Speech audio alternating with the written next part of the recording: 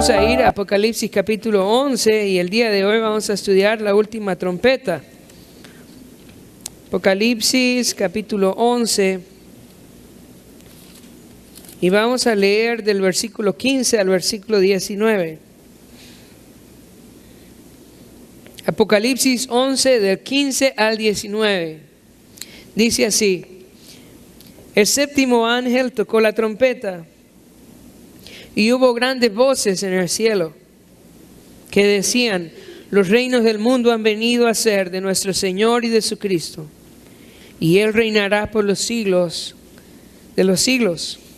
Y los 24 ancianos que estaban sentados delante de Dios en sus tronos se postraron sobre sus rostros y adoraron a Dios, diciendo: te damos gracias, Señor Dios Todopoderoso, el que eras y que has de venir, porque has tomado tu gran poder y has reinado. Y se airaron las naciones, y tu ira ha venido, y el tiempo de juzgar a los muertos y de dar el galardón a los siervos, los profetas, a tus siervos los profetas, y a los santos y a los que temen tu nombre, a los pequeños y a los grandes, y de destruir a los que destruyen la tierra. Y el templo de Dios fue abierto en el cielo, y el arca de su pacto se veía en el templo, y hubo relámpagos, voces, truenos, un terremoto y grande granizo. Entonces, el día de hoy, como les decía, estudiamos la séptima trompeta.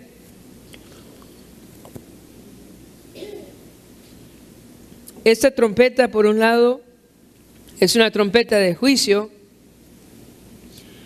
que vamos a estar estudiando su contenido en el capítulo 15 y en el capítulo 16. Pero a la vez es una trompeta también de coronación. Si ven en el versículo 15 dice: el séptimo ángel tocó la trompeta y hubo grandes voces en el cielo que decían: los reinos del mundo han venido a ser de nuestro Señor.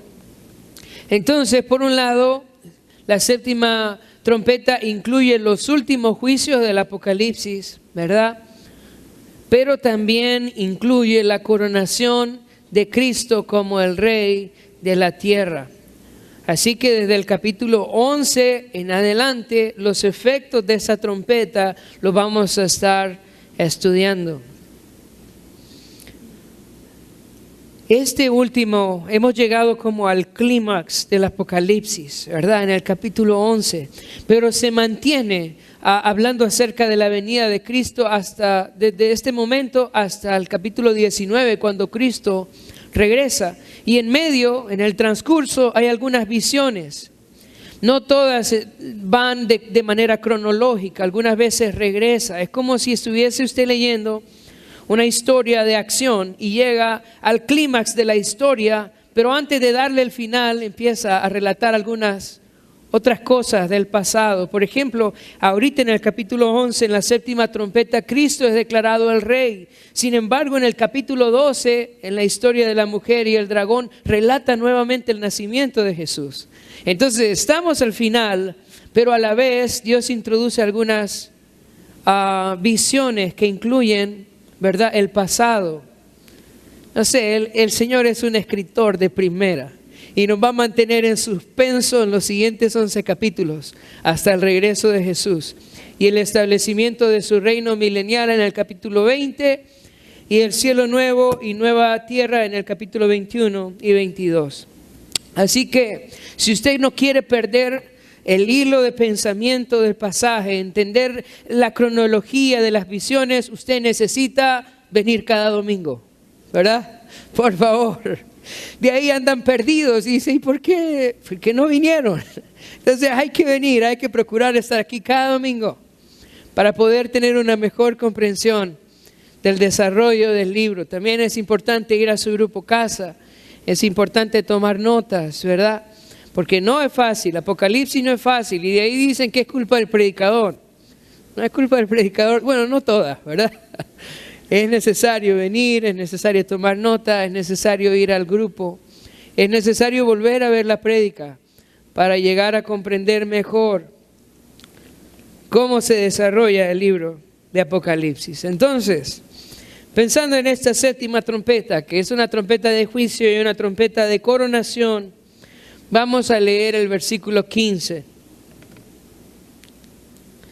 Dice, el séptimo ángel tocó la trompeta y hubo grandes voces en el cielo que decían, los reinos del mundo han venido a ser de nuestro Señor y de su Cristo, y Él reinará por los siglos de los siglos.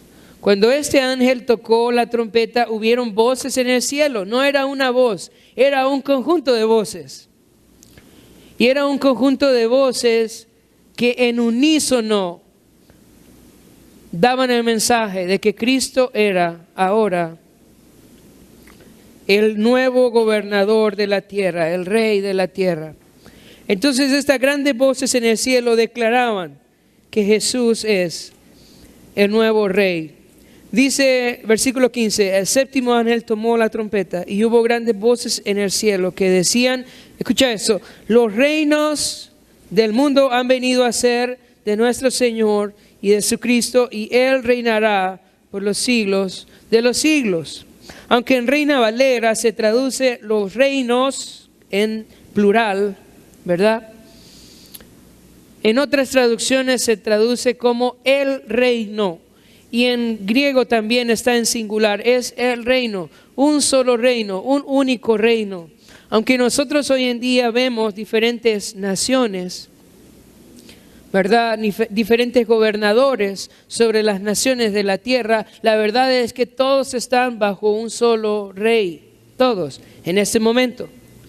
Ahora, cuando se toca la séptima trompeta, el anuncio es que todo el reino, ¿verdad?, de la tierra ahora viene a ser de Cristo. Ahora, la pregunta para nosotros es, si en la séptima trompeta Cristo es declarado el rey de la tierra, ¿quién es actualmente el rey? ¿Quién es? Es Satanás. Vamos a ir a Mateo, capítulo 4. Mateo, capítulo 4.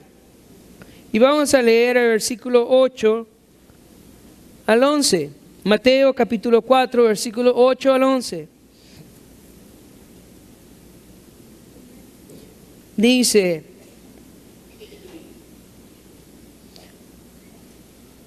Mateo 4:8, otra vez le llevó el diablo a un monte muy alto y le mostró todos los reinos del mundo y la gloria de ellos. Y le dijo, mira lo que le dice el diablo a Satanás, versículo 9, todo esto, ¿qué? Te daré si postrado me adorares. Actualmente él tiene el gobierno mundial. Actualmente él está sobre las naciones. ¿Qué pasa en la séptima trompeta? Cristo viene a reinar sobre las naciones. Él es el nuevo rey. Pero ahora, por causa del pecado del hombre, ¿quién gobierna? Es Satanás. Si usted ve con cuidado cuál es la agenda de los gobiernos hoy, es la misma agenda. Aunque son diferentes países, aunque hay diferentes gobernantes, la agenda es la misma. ¿Cuál es la agenda hoy del gobierno mundial? ¿Cuál es la agenda? Bueno, la agenda es sacar a Dios, es sacar la Biblia. La agenda es, hace poco, ¿verdad? En Argentina, promover el aborto, igual que en otros países. La agenda es la destrucción del matrimonio en su diseño original, ¿verdad? Esta es la agenda, no de un país, sino del gobierno mundial. Todos los gobiernos, ellos reciben órdenes. ¿De quién? De su jefe. ¿Y quién es su jefe? Es Satanás. Y el cristiano no debería de estar impresionado por las cosas que los gobiernos en este mundo promueven. Hay muchos cristianos frustrados, enojados con el gobierno, pero el gobierno solo está haciendo lo que su jefe ha determinado que deben hacer. Ellos responden a un jefe mayor y es Satanás. Si puedes imaginar el imperio más sangriento, sanguinario en la historia, Imperio Romano, y Jesús nace ahí y tiene su ministerio ahí en Palestina. Jesús nunca habló en contra de César o trató de cambiar a César. Él sabía que el gobierno de este mundo actualmente era de Satanás. ¿Cuál es la responsabilidad entonces del creyente ahora? ¿Cuál es su responsabilidad como hijo de Dios? Predicar el evangelio, vivir vidas santas, vivir en justicia. Si el gobierno no es justo, bueno, es normal, está bajo el poder de Satanás. Pero yo debo vivir en justicia, yo debo mostrar misericordia. Y yo debo de esperar de los cielos al Salvador, a Jesucristo. Yo debo de esperar cada día el regreso del Señor Jesucristo. Esa es mi responsabilidad como iglesia. El mundo no va a cambiar hasta que Cristo regrese. Él es el Rey que va a venir a cambiar todo. Pero actualmente los gobiernos del mundo están bajo el poder de Satanás. Él es el príncipe de este mundo, Él es el Dios de este mundo. Y actualmente Él es quien gobierna.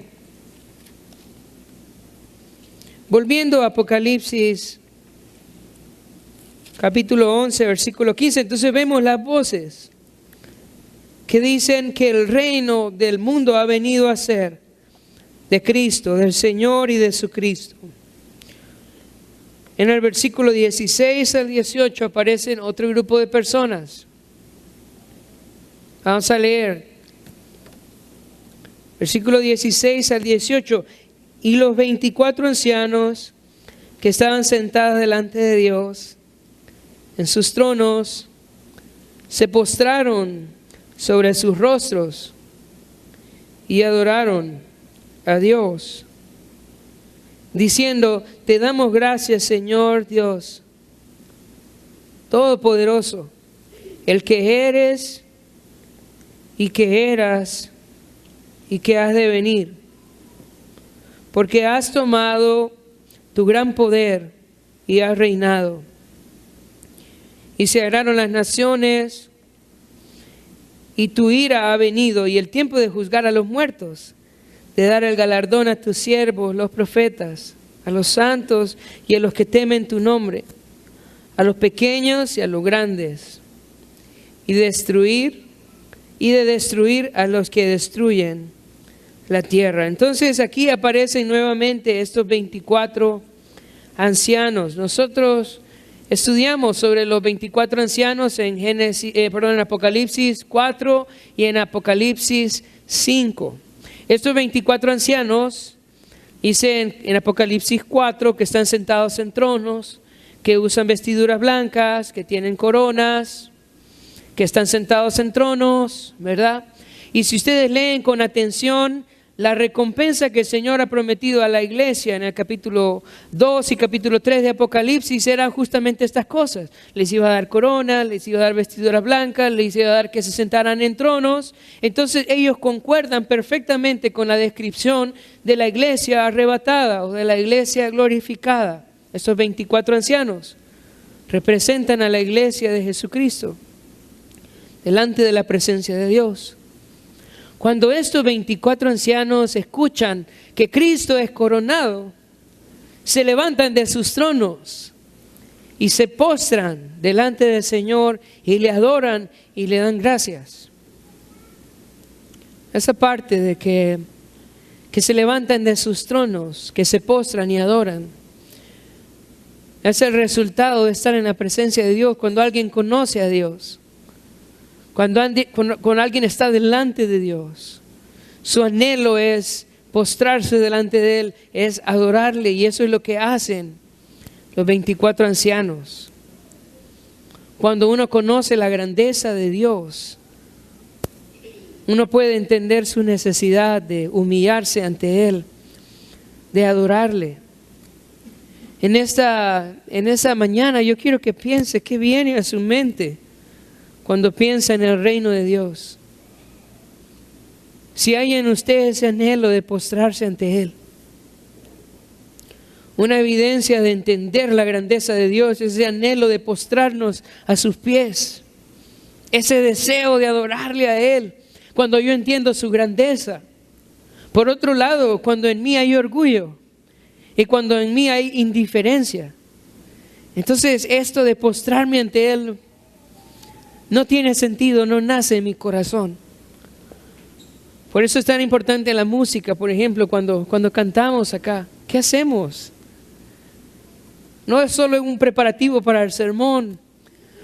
La música muestra, el tiempo de música muestra nuestro corazón. Nuestro deseo de humillarnos delante de Él, de reconocerle Rey. Uno puede ver su corazón acá. O estamos indiferentes ante Él. Ellos, cuando escucharon que Cristo iba a ser coronado, se levantaron inmediatamente de sus tronos y se postraron delante del Señor. Versículo 17 dice que le dieron gracias. Versículo 17 diciendo: te damos gracias, Señor Dios Todopoderoso, el que eres y que eras y que has de venir. Esta última frase, que has de venir, no aparece en los manuscritos más antiguos y varias traducciones lo omiten. Porque la verdad es que, a diferencia del capítulo 1 y capítulo 4, donde dice el que eras, el que eres y que ha de venir, en este capítulo Cristo ya está viniendo. Por esa razón no aparece. Ahora dice, entonces diría el que eres y que eras, porque has tomado tu gran poder y has reinado. Los 24 ancianos se postran y le adoran. Y luego dice que le dan gracias al Señor porque ha venido. Es como si toda su vida ellos habían esperado este momento. Como si lo estaban esperando, y cuando llega ellos saltan de sus tronos y se tiran al piso y le dicen: gracias, gracias porque has venido a reinar. Es como si en este momento se estuviera cumpliendo su mayor deseo. Y se tiran al piso y le dice: gracias, gracias por haber venido a reinar. Ellos estaban esperando ese momento. Y cuando llega el momento más lindo de su vida. Y se tiran al piso y adoran a Dios y le dicen gracias. Yo quiero preguntarle esta mañana: ¿qué espera hoy? ¿Qué está esperando? ¿Qué estamos esperando nosotros? Los 24 ancianos estaban esperando que Jesús viniera, y cuando llegó ellos se tiran al piso y le dicen: gracias por haber venido. ¿Qué esperamos nosotros? ¿Qué estamos esperando hoy? Que Honduras llegue al mundial, ¿no? O de pronto un aumento de salario, eso sería. ¿Qué estamos esperando? O yo me quiero casar, dice. ¿Qué estamos esperando? Estos 24 ancianos solo estaban esperando una cosa. Esperaban que Jesús regresara. Y si pudiésemos pensar qué es lo que nosotros deberíamos de estar esperando hoy, debería de ser que Jesús regrese. Porque no va a haber un día más feliz en la vida nuestra. No va a haber un día en el cual vamos a sentir más gozo, más paz, que el día en que Jesús regrese. Si hay algo que debemos de anhelar y vivir cada día, es vivir a la luz de la venida del Señor. Tener la actitud de los 24 ancianos, anhelando la venida del Señor. Así que cuando ellos escucharon que Jesús era Rey, se levantaron, se tiraron al piso y le dijeron: gracias, gracias porque has venido a reinar. Ahora, el Señor venía a reinar e iba a cumplir dos cosas. Por un lado, Él iba a juzgar y por otro lado, Él iba a recompensar. Dice el versículo 18. Y se airaron las naciones, y tu ira ha venido, y el tiempo de juzgar a los muertos, y de dar el galardón a tus siervos los profetas, a los santos y a los que temen tu nombre, a los pequeños y a los grandes, y de destruir a los que destruyen la tierra. Jesús venía con dos propósitos acá. Uno era recompensar a sus siervos, los profetas, y a los santos que le temen. Aquí hay un juego de palabras en griego que de pronto en español no se entiende mucho, pero junta la palabra siervos y profetas y junta la palabra santos que le temen. Entonces, ¿a quién va a recompensar el Señor? A los siervos profetas y a los santos que le temen. ¿Qué hacen los siervos del Señor? Llevan la palabra de Dios, hablan del Señor. Esa es la responsabilidad del creyente. A nosotros se nos ha dado el tesoro del Evangelio y tenemos la responsabilidad de llevarlo. El Señor va a recompensar a cada uno que lleve el Evangelio a otro. El Señor va a recompensar a todo aquel que confiesa su nombre delante de los hombres. El Señor lo va a recompensar. Entonces Él va a recompensar a los siervos, a sus siervos los profetas, pero también va a recompensar a los santos que le temen. Personas que han confesado que Cristo es el Señor de su vida y viven una vida de temor delante de Él. Y cuando hablo de temor, estoy hablando del anhelo de agradarle en todo, del anhelo de obedecerle, del anhelo de ser hallado delante de Él irreprensible, que teme su nombre, que es importante para Él su palabra, que es importante sus mandamientos. Él teme su nombre. A estos Dios los va a recompensar, tanto a los profetas que llevan su palabra, como a los santos que le temen. ¿Quiere usted ser recompensado en el día del Señor? Solo dos cosas. Dios nos ha llevado a proclamar su palabra. Y Dios nos ha llevado a vivir una vida de obediencia a Él. Y si yo vivo una vida de obediencia al Señor, y si yo cumplo mi papel de llevar su palabra, el Señor me va a recompensar en su venida. Nada va a quedar sin recompensa. Ahora el Señor no solo va a recompensar a sus siervos, sino que también viene a juzgar. Y al final del versículo 18 dice, y de destruir a los que destruyen la tierra. Entonces, ¿quién creó la tierra? ¿Quién es el creador de todo? Es Dios. Y el Señor creó al hombre y le dio una responsabilidad. ¿Cuál fue la responsabilidad que Dios le dio al hombre? Que labrara y que cuidara, ¿verdad? Eso era su trabajo, era cuidar, pero el hombre ha hecho el trabajo de destruir, de cortar los árboles, de matar los animales, de ensuciar los ríos. Todo hemos hecho un desastre de la tierra que le pertenece al Señor, que la hizo para Él, para su gloria. La hemos destruido. Ahora, no solo la hemos destruido de esta manera, también la hemos destruido de una forma espiritual. Y vamos a ir a Génesis.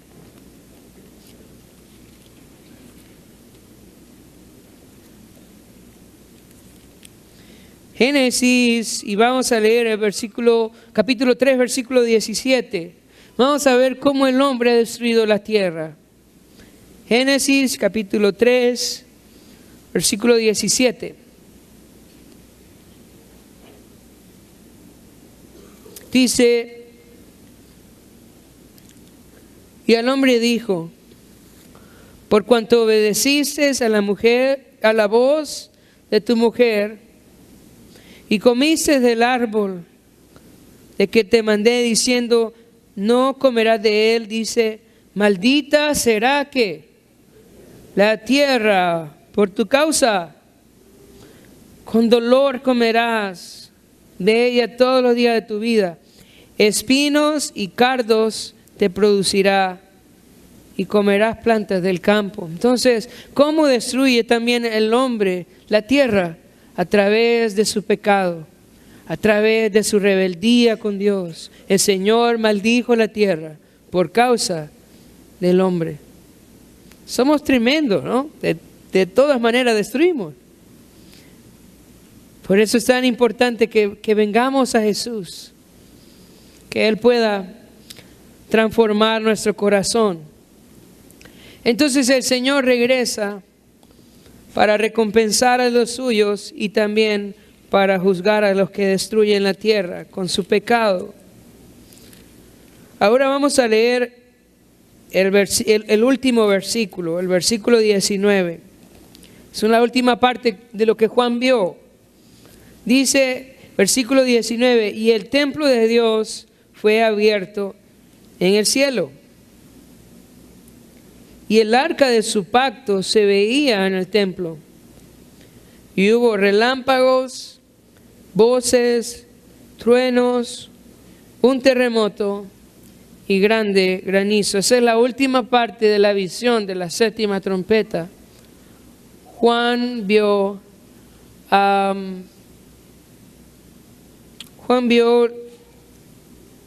el templo abierto en el cielo y el arca de pacto que se veía en el templo. ¿Qué significa eso?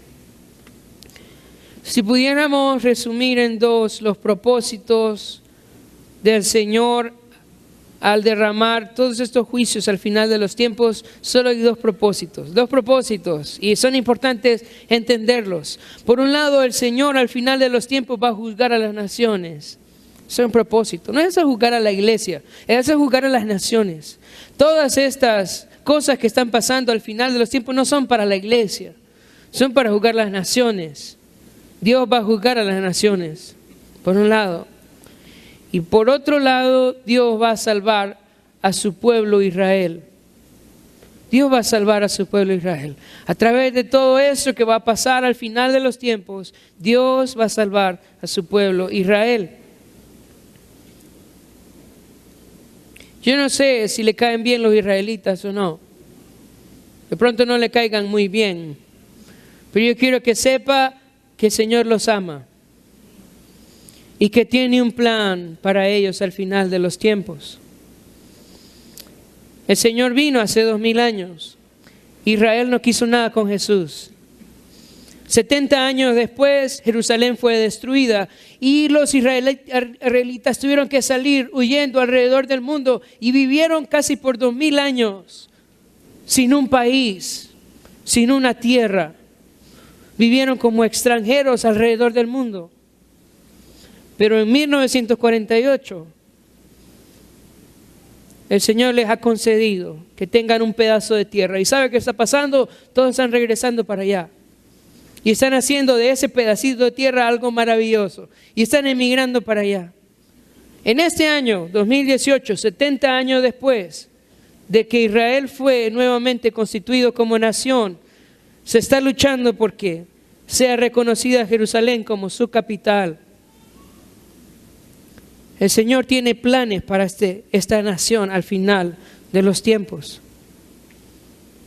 Dice en el versículo 19, Juan, y vi el templo de Dios, y el templo de Dios, fue abierto en el cielo.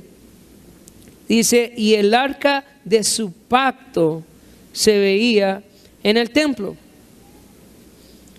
El templo tiene que ver con Israel. Ahí habitaba la presencia de Dios. Al final de los tiempos Juan ve el templo abierto. Eso no es común, el templo no estaba abierto. Pero ahora, en ese momento, Juan ve el templo abierto. Y no solo eso, ve el arca de ¿qué dice? ¿Del pacto con quién? El pacto del pueblo con su pueblo Israel. ¿Qué había en el arca del pacto? ¿Qué se guardaba ahí? El maná, que el Señor cuidó a Israel ahí, ¿verdad? Las tablas de la ley, ¿verdad? Que le dio el Señor a Moisés, la vara de Aarón, y está ahí el arca del pacto visible. El arca del pacto no se podía ver porque estaba en el lugar santísimo, pero ahora visible. ¿Para qué? Para que Israel sepa que hay una invitación para ellos a tener una comunión con el Señor como nunca antes al final de los tiempos.